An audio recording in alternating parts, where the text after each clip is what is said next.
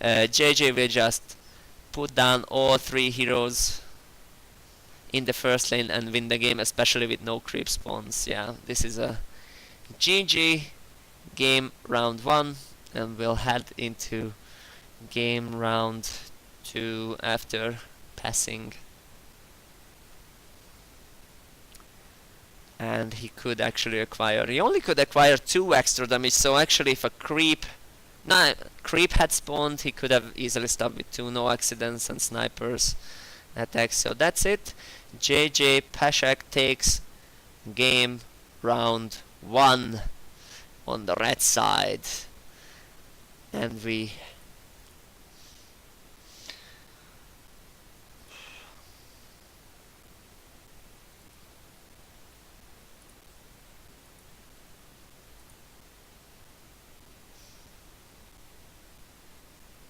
okay, you know what?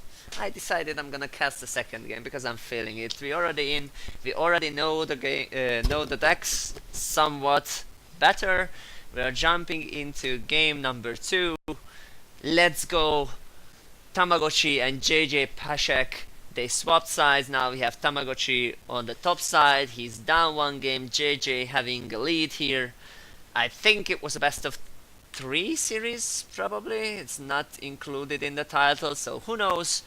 The video looks longer, but we're just gonna go ahead and cast our game. Just a quick reminder, we have JJ Pashek with 3 black, 2 green heroes, and we have Tamagotchi with 2 red, 2 green and 1 black hero. Significantly better heroes in general on Tamagotchi's side, but the splash had caused him problems in the previous round. I actually forgot to put my mic in the correct place. Anyways, let's jump into the game. First round, Debbie not getting the kill. I mean, even if Debbie was facing Lycan, actually Debbie would die because Lycan could be blessed by Avernus and Debbie would have no accidents happening, so Debbie would actually go down. So actually Debbie not facing Lycan is lucky for JJ, even though this is so interesting about Artifact that you would think that you are unlucky, but it turns out you actually got lucky by not facing the hero that you want to face. But here we see Avernus's Blessing coming down to kill Debbie. Interesting choice. Snowball effect is a real thing. If you can kill 1 or 2 heroes in the first round, it can really get you kill another 1 or 2 in the second round and just win you the game by mana turn 6 or 7. So Lycan surviving the first lane. Here Debbie would actually trade with Legion Commander if they were facing each other. And we have Treant with a single creep blocking Timbersaw. Yeah, keeping Romask Blessing is definitely the call. You don't want to play Romask Blessing on just 1 hero and 1 creep that would die. I mean, the creep would survive, but you don't want to do it. You can actually consider putting the green hero on the first lane and then playing... I mean, it's not Arm the Rebellion. You would actually think about Arm the Rebellion on the first lane if you had, because it would save 1 creep and your other creep would be also saved, and it would also kill the other creep, so it would be a very big swing turn. If here JJ would play Arm the Rebellion, which he doesn't have, but if he had, it's an interesting thing to think about. Things that can happen but not happening right now, because that's how you get better in Artifact. Anyways, he has Satyr to play, Roseleaf Druid to play. Empower doesn't do anything because his hero has no one facing him. I mean, he would push 3 more damage, but I would definitely say putting a Satyr Duelist here is better. But the problem comes in that you act first and your opponent can react, which we see he has actually only just Wool Martyr to put in front of anything he would play. So sometimes it's not the best to be the first to play anything. And here this is also an interesting concept, especially with green heroes using auras. By playing the Satyr Duelist on the left side, uh, I mean he's actually not denying. So let's say that JJ's green hero was also on the left side, and then he would play Satyr Duelist also on the left side, and then the Lycan's aura would be denied because Lycan couldn't play a creep on his right side. He would have to put the creep in front of the hero or the other creep. And this is an interesting little minigame which is significantly important in the early stages, even in the late stages of the game, I would say. So his option is to play Martyr to gain 2-2 on a hero and a creep. He decides not to do it. The Debbie is getting destroyed here. He can only play Ice. Oh, playing Iron Fog Mine on the first lane and not on the active lane means he's losing 2 gold, and I'm not sure this is good. He should definitely have played it on this lane, because when the turn ends on this lane he would have immediately gotten the +3 gold. I don't know why he did that. Now the Stonehole Claw going down on Omni just means it will never ever die. Here JJ has the option to play Roseleaf Druid. I don't think Empower does really anything here. Rama's Blessing doesn't really work. You can actually develop home field advantage, and doing so in any lane you would give, it's tricky, you would give yourself a very good long-term benefit, which not obvious immediately, because it just takes time, sometimes it hits a creep, sometimes it hits a hero, it needs to go off multiple times to really see effect.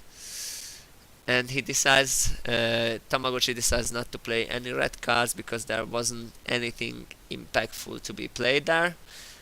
Comes Sniper and Debbie in the first lane, as we talked about before. First lane super important, you need to put the most pressure on it. I think JJ already decided to give up on the mid lane, and it's a good decision, especially if your opponent has already 2 heroes committed there, because you just leave 2 heroes empty and you fight 5v3 on the other 2 lanes, and it's super advantageous for you.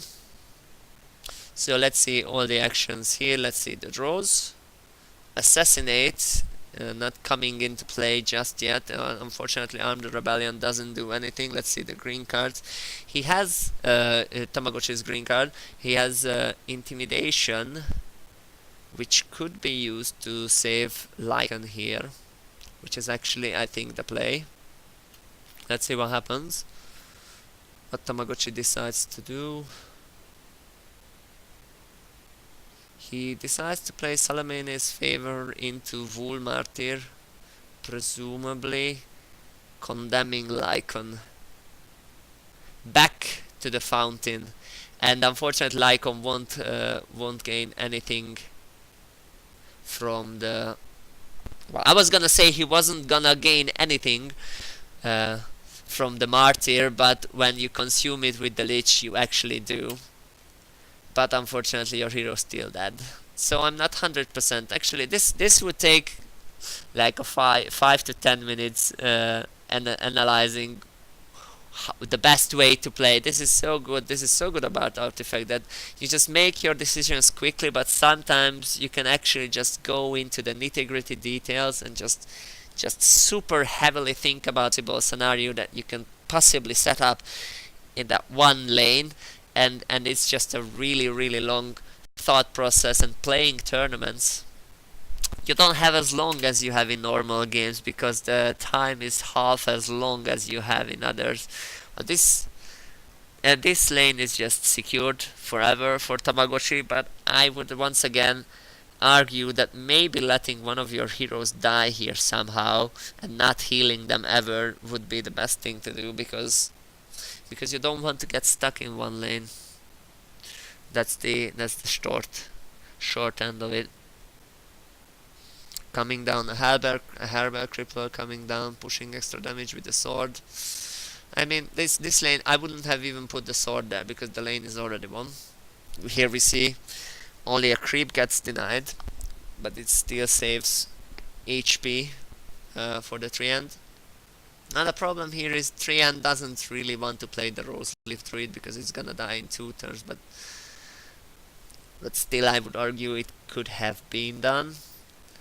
Instead he chooses to give through 3 HP to all of his units in the first lane, and then goodbye by the Magicking Maul, and no more pesky trees coming, taking your weapons away.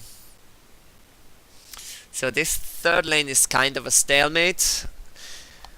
One of them has to commit something into this lane eventually, which is happening right now already. Treant taken down by the Basso into the duel, and now Tamagotchi taking control over the third lane as well. Debbie is coming in, and next round a Lycan for Tamagotchi and the Treant for JJ. 2 Stonehall Cloaks, awesome cards, I would say. Maybe it's a little bit late because it's already in the mid game, but if the game goes on long, the Stonehall Cloak just rake up the value, because that 2 extra HP that you get, is it even 2? The 2 HP that you get every round is just amazing. It can negate a lot of dot effects, or you just survive the creeps no matter how many spawns into you. And then the Sniper just once again the initiative. JJ controls initiative very well. And with the Sniper, is it Snipe? Is it called Snipe? I don't even know what it's called. I think, no, it's Headshot, yeah. With Headshot destroys Lich. And Tamagotchi has nothing to play here. Empower, interesting choice, decides to push damage here. He would almost would have pushed the same damage if he played Rose Leaf Druid, extra 2 damage. Instead he played Empower for 3 damage. Arguably Rose Leaf Druid would have been better because he would have 8 mana the next turn, but considering he wants to assassinate with a Sniper, snipe someone with the Sniper next round, it doesn't really matter if he has 7 or 8 mana, because assassinate already costs 7 and he can't really play anything for 1 mana. So mid lane as usual, nothing really happens. Tamagotchi keeping the lead there. And third lane, Debbie ganking here Timber Saw, which then gets Traveler's Cloak equipped. And unfortunately no accident doesn't do enough, because he has 1 armor. It will only do 2 damage, making him survive on 1 HP. And comes an Ogre Conscript, putting a big amount of pressure on this third lane. JJ Peshek has to defend the third lane. He has no other option. He has only Treant coming down and only has 1 Rose Leaf Druid. You can actually say he didn't play Rose Leaf Druid because he expected to lose the third lane, and he wanted to save a creep to play it on the third lane to block actually 7 incoming damage here. But he can also assassinate away. If I remember correctly, he had less than 10 HP, so he can assassinate only the red hero.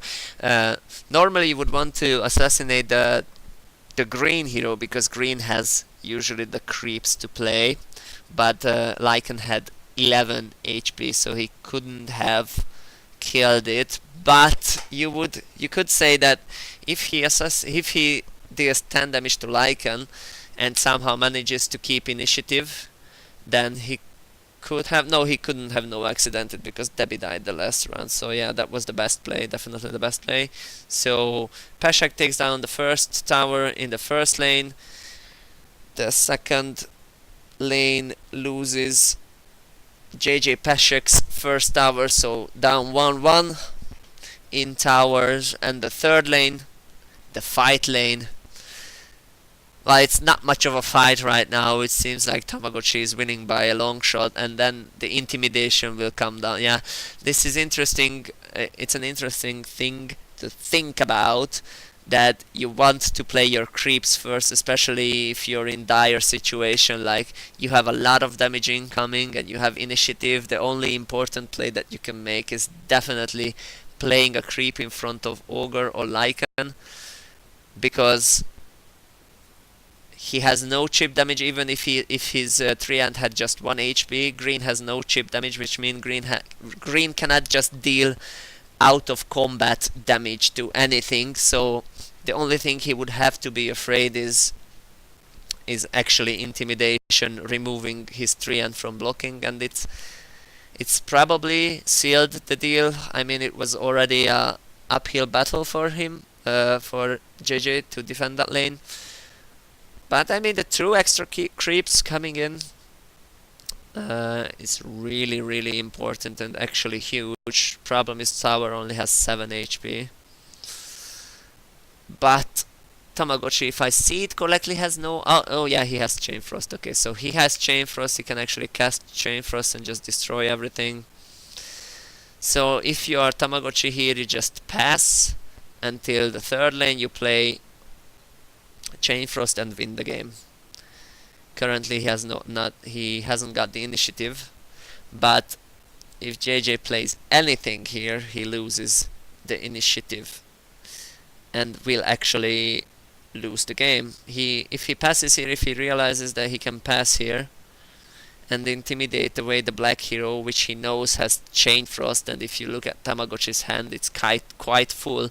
You can always assume that by round 8, if he has 3 cards, which is the signature cards in the deck, he's statistically very likely to have drawn at least one of them. And Chain Frost would destroy him. Wait, where is the Lich? I don't see the Lich here.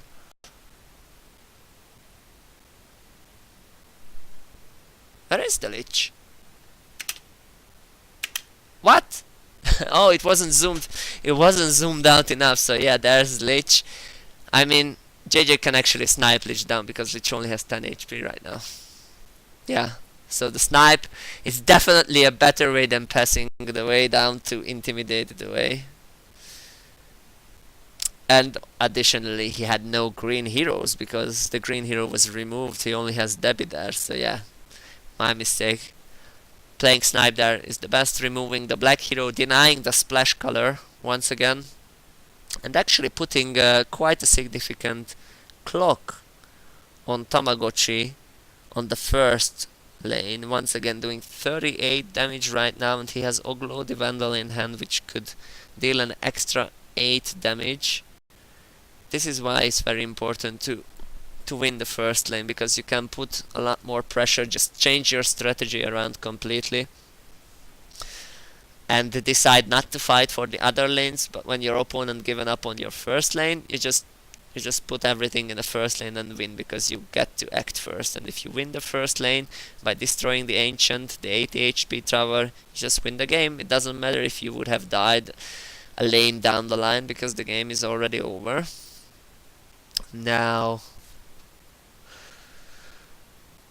does he have... I mean, intimidating yourself here is actually a good thing. You can try and intimidate Treant into the 3rd lane. It's a 50-50, but it definitely is his only option, I think.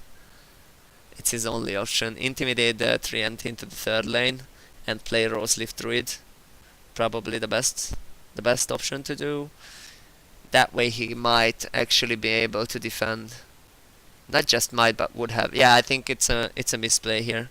Definitely intimidate your own hero. Have a 50-50. Because